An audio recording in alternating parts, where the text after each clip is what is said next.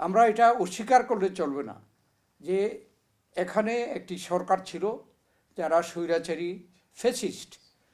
তারা এই আন্দোলনের মুখে পদত্যাগ করতে বাধ্য হয়েছে, দেশ থেকে পালাতে বাধ্য হয়েছে। আজকে যে সরকার, এই সরকার তারাই বলছে এবং আমরাও বলছি যে তারা অন্তর্বর্তীকালীন সরকার। অন্তর্বর্তীকালীন সরকারই অর্থ হচ্ছে এটা কোনো অনির্দিষ্টকালের জন্য না। আর অন্তর্বর্তীকালীন সরকার সংক্ষিপ্ত কোনো কারণে কোনো সরকার হলে তাদের প্রধান দায়িত্ব থাকে যত দ্রুত সম্ভব একটি স্বাধীন সার্বভৌম একটি নির্বাচন এবং জনগণ যাতে স্বাধীনভাবে ভোট দিতে পারে এরকম একটা নির্বাচনের মাধ্যমে জনগণের কাছে ক্ষমতা হস্তান্তর করা বা জনগণের প্রতিনিধিদের কাছে ক্ষমতা হস্তান্তর করা। সেই হিসাবে কিন্তু এই সরকার যখন দায়িত্ব গ্রহণ করে জুলাই আগস্টে বৈষম্য বিরোধী ছাত্র গণ অভ্যুত্থানের ফসল হিসাবে আমরা কিন্তু বাংলাদেশ জাতীয়তাবাদী দল সর্ববৃহৎ জনপ্রিয় দল, আমরা কিন্তু তাৎক্ষণিকভাবে এই সরকারকে সমর্থন জানিয়েছি দেশের স্বার্থে, জনগণের স্বার্থে। এবং আমরা এই সমর্থনের সাথে সাথে কিন্তু এই কথা বলেছি যত দ্রুত সম্ভব দেশে একটি নির্বাচন দিয়ে নির্বাচিত সরকারের কাছে ক্ষমতা দিয়ে বিদায় গ্রহণের জন্য। এটাই দায়িত্ব, কেননা তারা অন্তর্বর্তীকালীন সরকার। অতএব আমাদের এখনও একই দাবি। আজকে হয়তো আমাদের মহাসচিব বলেছে যে এই বছরের জুন জুলাইয়ের মধ্যেই নির্বাচন সম্ভব আমরা মনে করি। ইতিমধ্যে নির্বাচনের প্রয়োজনে যে নির্বাচন কমিশন গঠন, নির্বাচন কমিশন যে ভোটের তালিকা নবায়ন ইত্যাদি কাজগুলো শুরু করে দিয়েছে এবং এই কাজগুলো যদি সময় মতো শেষ করে তাহলে জুন জুলাইতে ইলেকশন করা কঠিন নয়, যদি এই সরকার আন্তরিক হয় এবং নির্বাচন কমিশন আন্তরিক হয়। এটা এই জন্যে যে আমরা যে ছোটোখাটো ষড়যন্ত্র দেখছি, আমরা এটা অস্বীকার করলে চলবে না যে এখানে একটি সরকার ছিল যারা স্বৈরাচারী ফ্যাসিস্ট। তারা এই আন্দোলনের মুখে পদত্যাগ করতে বাধ্য হয়েছে, দেশ থেকে পালাতে বাধ্য হয়েছে। তারা বিদেশে দেশে কিন্তু তাদের লোকজন আছে, তারা ষড়যন্ত্র করতেই পারে। এই ষড়যন্ত্রকে আমরা মনে করি একমাত্র নির্বাচিত সরকারই মোকাবেলা করতে পারে, অর্থাৎ জনগণ। আজকে যদি সরকার নির্বাচনের দিন তারিখ ঘোষণা করে তাহলে জনগণ নির্বাচনমুখী হয়ে যাবে এবং জনগণ নির্বাচনমুখী হয়ে গেলে কিন্তু এই যে ছোটোখাটো যে ষড়যন্ত্র মাঝে মধ্যে আমরা দেখতে পাই এগুলোকে এই জনগণই মোকাবেলা করবে।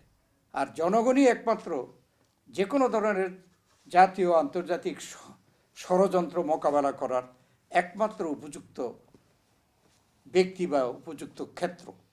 তাই আমরা বারবারই বলছি, এখনও বলছি, যেটা এই সরকারের স্বার্থে, দেশের জনগণের স্বার্থে নির্বাচন যত দ্রুত সম্ভব এদেশে অনুষ্ঠিত হওয়া দরকার, যাতে করে জনগণ স্বাধীনভাবে তাদের প্রতিনিধি সরকারে পাঠাতে পারে, সেই প্রতিনিধিরা পার্লামেন্টে পাঠাতে পারে, সেই প্রতিনিধিরা সেই সংসদের প্রতিনিধিরা সরকার গঠন করতে পারে। তাহলে জনগণের শক্তি নিয়ে সেই সরকার কাজ করতে পারবে। আজকে তো এই সরকার নিরপেক্ষ বলছে, তারা তো বলতে পারছে না যে আমরা অমুক দলের বা জনগণের নির্বাচিত প্রতিনিধি। এবং অন্তর্বর্তীকালীন মানেই স্বল্পকালীন। সেজন্যে আবার আমরা বলতে চাই যে যত দ্রুত সম্ভব নির্বাচন দেওয়া এই অন্তর্বর্তীকালীন সরকারের এবং জনগণের দেশের জন্য মঙ্গলজনক। না, এটা আমার মনে হয় যে যারা নির্বাচনকে বিলম্বিত করতে চায় তারা এটা ইচ্ছাকৃতভাবে কথাটা উঠাচ্ছে।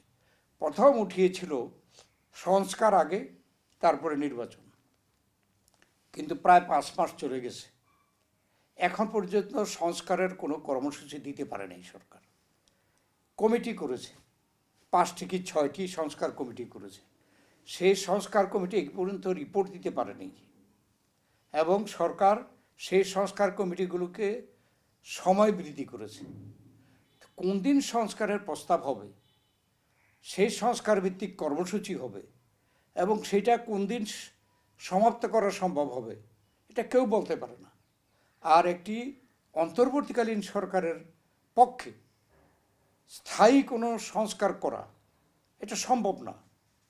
এই যে অসম্ভব কথা বলা, এটা আমার মনে হয় যে নির্বাচনকে বিলম্বিত করা। আর যেই প্রশ্নটা দ্বিতীয় উঠাচ্ছে যে যদি নির্বাচিত সরকার এসে এই কাজগুলো না করে কারা নির্বাচিত সরকারে আসবে? এখানে বর্তমানে কি আওয়ামী লীগ মাঠে আছে নির্বাচন করার মতো? আর যদি না থাকে, আওয়ামী লীগ ছাড়া আওয়ামী লীগের স্বৈরাচার ফ্যাসিস্ট কর্মকাণ্ড কে সমর্থন করবে?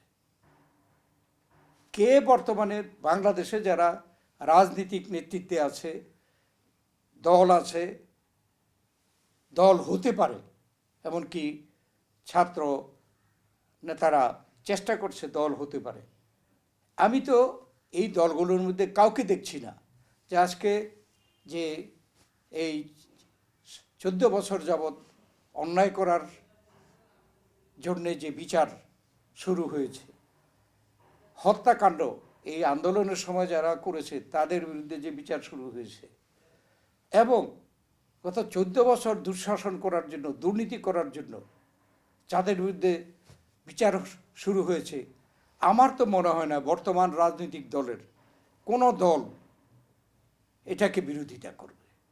অতএব নির্বাচিত সরকার আসলে এই বিচারগুলো হবে না, এ কথা অবান্তর।